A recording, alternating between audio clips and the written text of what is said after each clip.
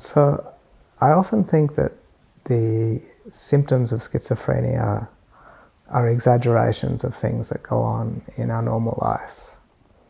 Because I have a diagnosis of schizophrenia, I have an unfettered access to my imagination. So schizophrenia is a condition where people have experiences involving disrupted or distorted reality. And that could be auditory hallucinations, hearing voices, visual hallucinations, seeing things or believing things that others don't believe to be true, delusions. I think that because of all the different traumas and the symptoms and ending up in the system and all that sort of stuff, it did give me a lot more repressed emotion.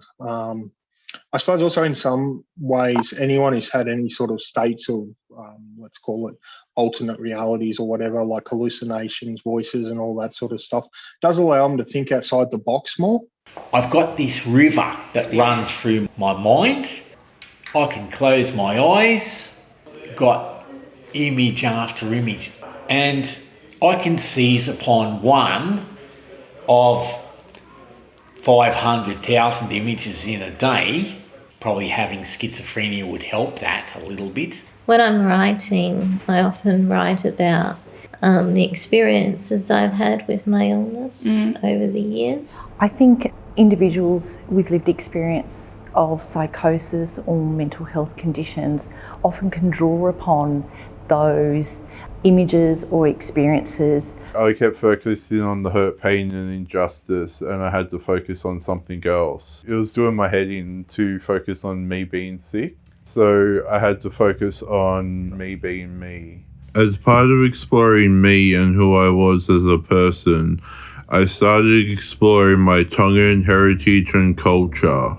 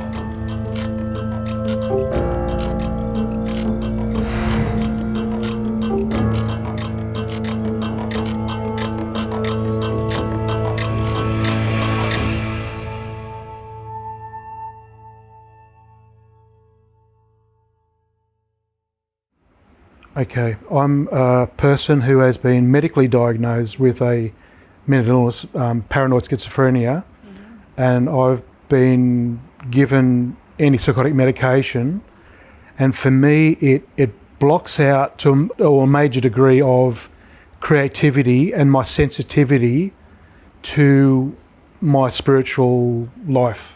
A mark on a paper is an individual's reading of the world, and sometimes when we create our work ourselves and we see those marks and those ideas, we get a better understanding of what we have experienced. So I think a creative response to illness or a creative response to crisis is a very human way to respond.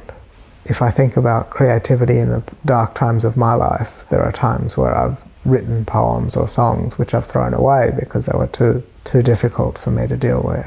So I think you externalize what is going on inside of you, and that gives you maybe a sense of control over it.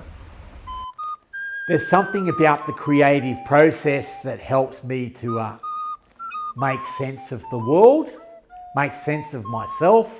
Using the creative arts to express yourself. Often you'll use marks, music, dance movements to express something that words just cannot express. My friends have pointed out that a lot of my art features dark backgrounds and bright colours has to do with trying to break free of it all, because I suppose I always wanted a better life, and I guess that's expressed in a lot of my art. Whereas a lot of my early life was filled with a lot of different traumas. Times got quite dark there. My home environment wasn't safe. There was a history of violence and drug use, and I was often heavily sedated, and many times I was put in a straitjacket.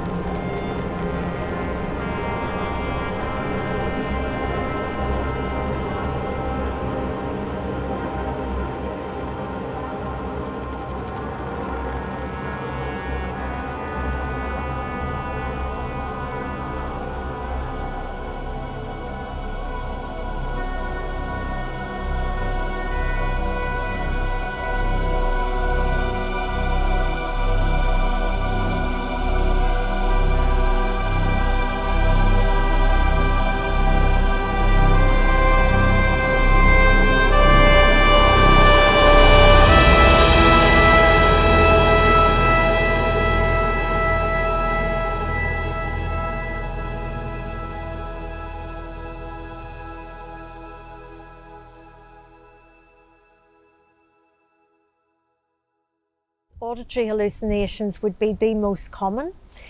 People may experience noises at night, whispers, words that they can't make out, or they may hear full-blown voices and discussions. Visual hallucinations can take different forms. People may see shadows, they may see figures, colours, and other things. Yeah, when I hear stuff, they're usually yelling like my thoughts being reflected through the window. But it's more like I'd think, don't worry, and then I'd hear it through the window being yelled back at me. So, and then I was like, it's alright, it's just like hallucinations. And then it would come in through the window, it's alright, it's just hallucinations, but being yelled in like a paranoid way. And I know it sounds a little disturbed, but it was kind of felt comforting that someone cared. I like to use my music to help me deal with my mental health. It's comforting, it's soothing, it can be entertaining, it's a whole lot of things. Engaging in creative activities involves someone taking time out, pausing, reflecting, taking stock of themselves. I am impelled to do artwork and music in order that my mind works properly.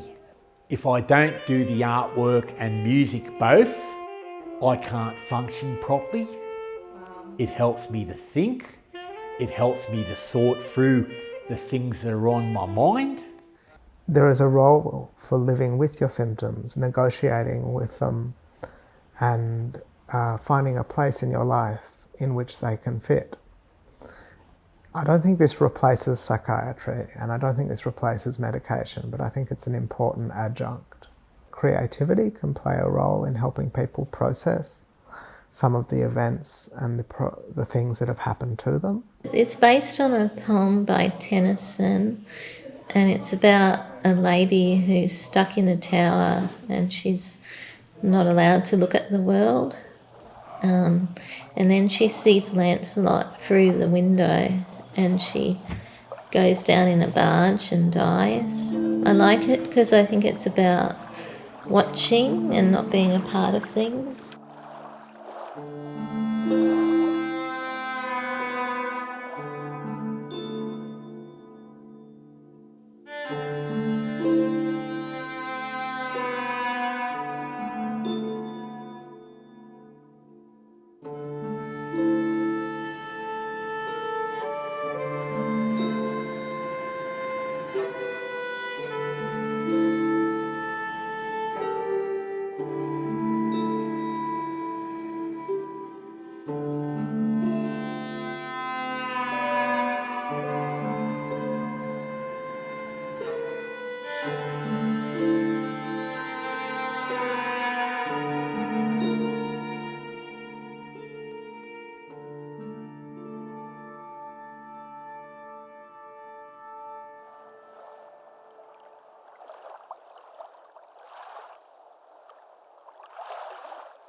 So schizophrenia and other psychotic illnesses are known to be associated with very high rates of social exclusion, and by that we mean people who aren't employed, people who don't have meaningful relationships, people who may be homeless, and sadly people who take their own lives. We know through research that coming in contact with art, in particular in a museum environment, these experiences, these dialogical approaches, these group experiences spark joy. We hope that works in our collection, such as this, can act as perhaps another person, a friend that you can come and visit. Doing art has helped me express my emotions and get more in touch with them, but it's also helped me connect to other people by meeting other artists and talking about my art, and also by teaching people. So yeah, it's helped me connect with people in that way. Find a connection with people who view my art, and I am delighted when they find that we can have a rapport together. With this painting, of which is a copy of my father's painting he painted in the 1960s. So I sort of gave my version instead of just a straight copy of my father's work. If I had to give some advice to someone who was, going through what I was going through at 20, probably the most important thing I will tell them is that it does get better. Recovery is possible these days. It's about finding other ways to process and move forward. There's no value in anger in itself. It's not that you will not experience anger, but there's no value in being angry or anything like that. My spiritual awareness and experiences are connected to a higher or more a cosmic reality, and which involves freedom, inner freedom, and that is freedom from fear and a sense of love and purpose.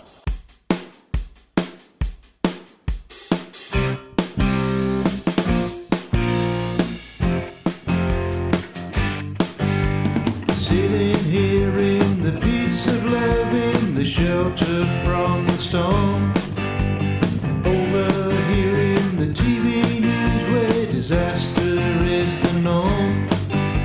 But I'm not buying into that, no thanks, not today.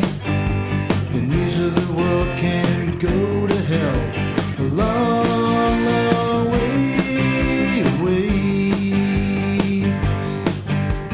Some people may consider this an act of being dumb, to give up watching TV news, sitting on their bum. But to see the same bad news again, the same as yesterday, if that's all they have got to say, then